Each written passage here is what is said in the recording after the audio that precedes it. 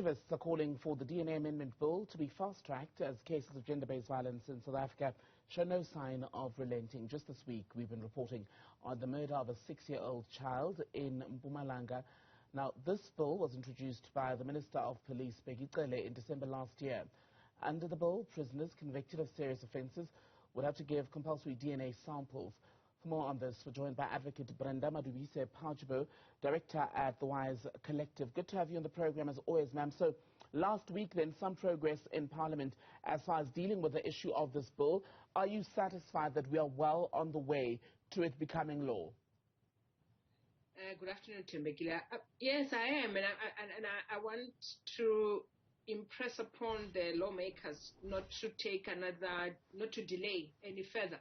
You know, it took us a year to have the 3 gender-based violence bills that were passed only last year, really. So we don't want to have another year waiting for this bill. We need every help that we can get to get us to a point where we can minimize and even eradicate gender-based violence and femicide in this country.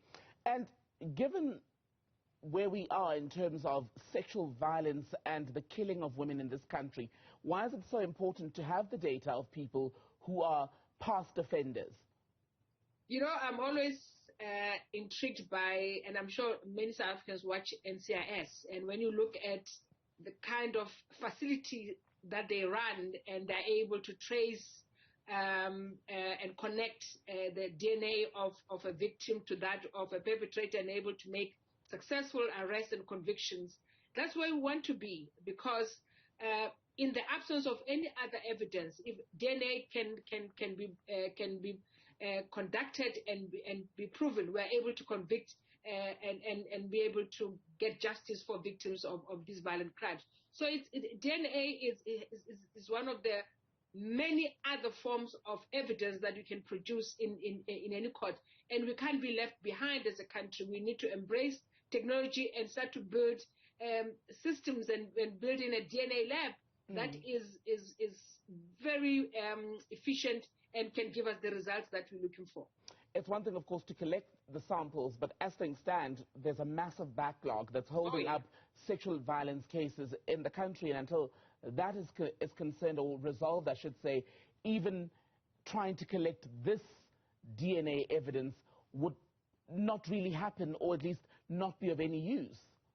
Absolutely, and I think that, you know, you had the board of the lab going to Parliament a couple of weeks ago and patting themselves on the shoulders for moving along and trying to deal with the backlog. I mean, they've done, out of the 360,000 DNA cases, they did, I think, 21,000 or so, and they think that is progress. That's not progress. When you still have women who are still waiting for their cases to come before the courts, and they've been waiting for 3 years, 4 years, 5 years.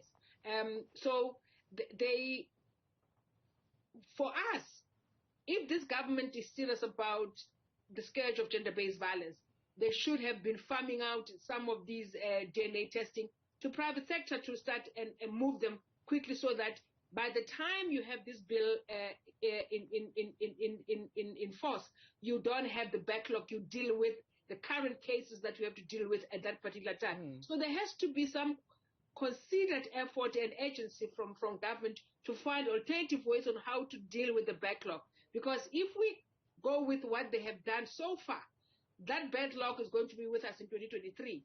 And you have new cases still coming in. So you'll never effectively deal with the backlog, because you're just going to continue to be trying to catch up all the time.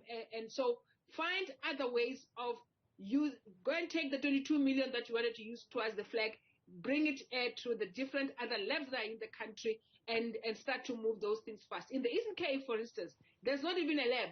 The Eastern Cape people have to get into a car, drive to the Western Cape to take the sample to the Western Cape.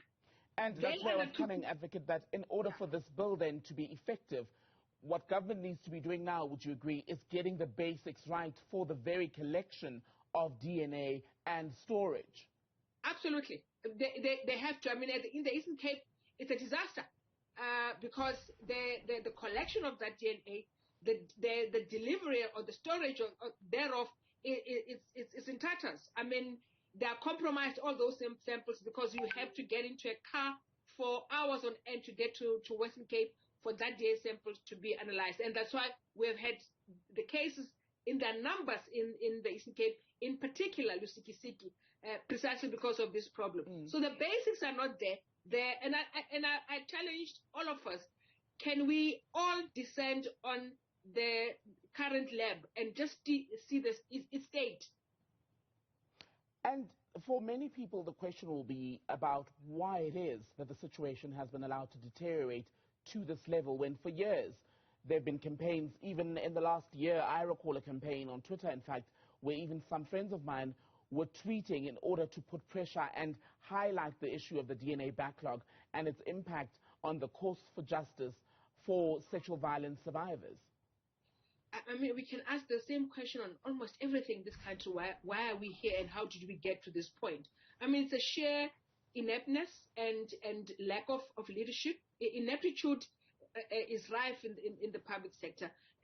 You lack of leadership where people are held accountable. There's not that accountability that exists in the public sector. So, and what we tend to do as a country, we play to the gallery. We are, before your show today, the Minister of Police tomorrow will want to respond to what I have said, and we do this every day. And instead of really, folding our sleeves and getting to work and making sure that we do away with this backlog and understand the impact of these delays on victims of these violent crimes. How then do we make the Criminal Law Forensic Procedure Amendment Bill a living document, should it become law in its current state, to avoid it being, as you're saying, just another publicity moment for the legislators of this country to say, we've passed this bill, it's law, yet what does it mean really for the everyday woman in South Africa, the everyday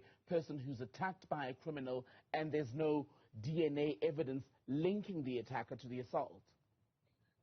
Oh, man, my goodness, Tembe, it requires all of us. I mean, we are privileged, some of us, to have the opportunity to speak to yourselves, and hopefully South Africans are listening. But there are millions of other South Africans who don't have access to this information and are victims of these kinds of crimes. So as elected officials, one of your responsibilities is to engage with your communities and the public. And that's what you need to be doing. Once you start to be processing these laws and policies, you have to go back to your constituencies and explain some of these things. But also, it's not just left to the legislators. It's all of us. We belong to communities. We belong to churches. We belong to trade unions. We belong to political parties. We belong to stock fairs. This work, these conversations must happen in all the corners of this country, so that we all know what we're supposed to do and how we hold others accountable, and how this is relevant to every other single South African, specifically women. And, we talk a lot about the DNA backlog, or we have been doing, at least for the better part of the last 5 years or so. At least I've been having this conversation with the likes of yourself, right? Yeah. About the backlog itself and how it delays justice.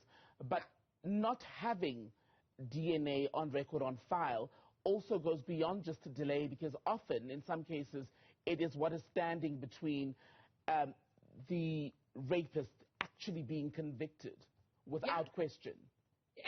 So what we need to emphasize is most of these cases turn on how they're investigated.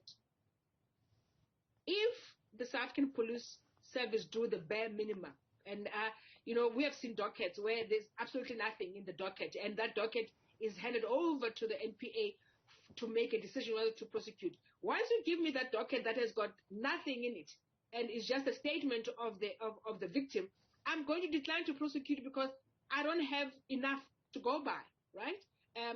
So the level of that, the level of attitude and involved in having pride in the case that you're investigating is missing in this country. And we can't allow South African Police Service to think that DNA is going to solve their problems.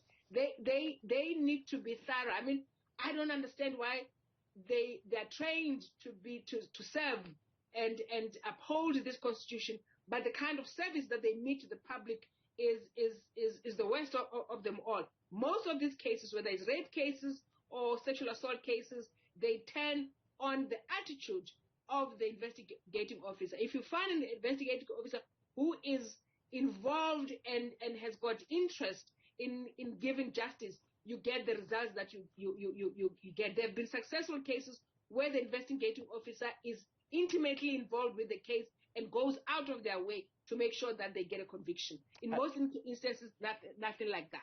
Advocate Brenda Madumise-Pajibom, good to have your time. Thank you very much.